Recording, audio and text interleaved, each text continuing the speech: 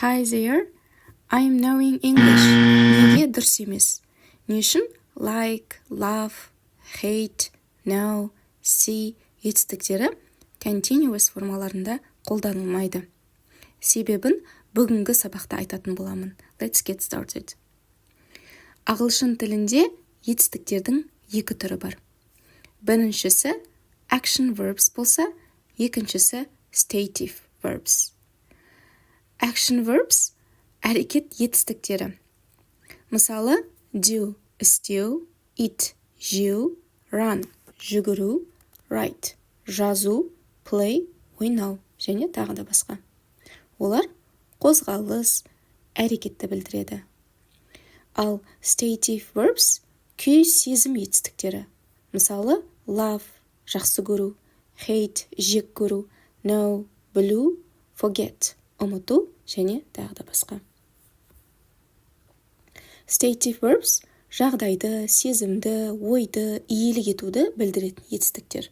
Олар әрекетті емес, жай күйді сипаттайды. Сол себепті олар continuous формасында қолданылмайды.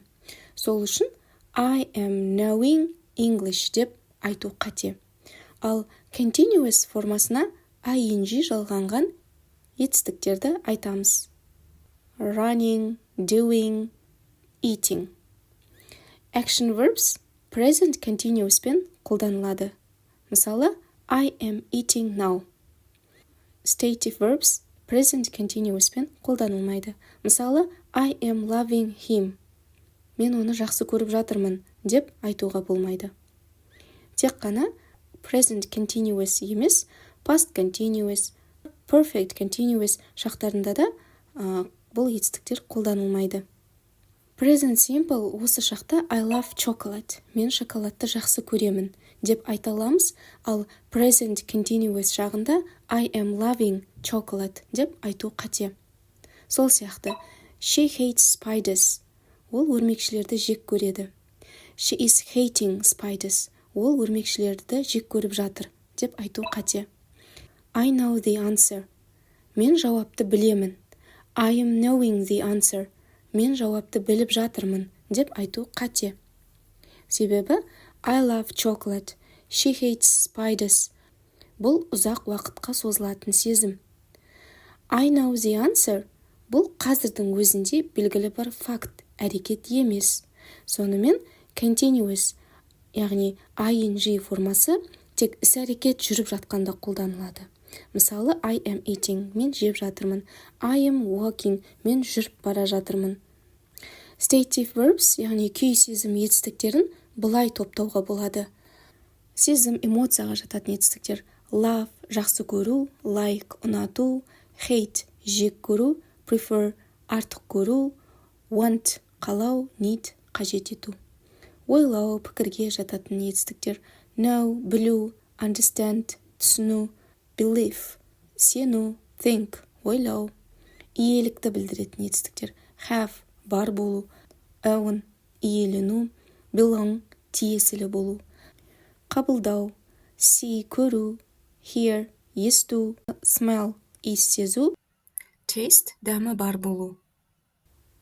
Бұл етістіктер continuous формасында қолданылмайды, өйткені олар әрекет емес, күйді білдіреді.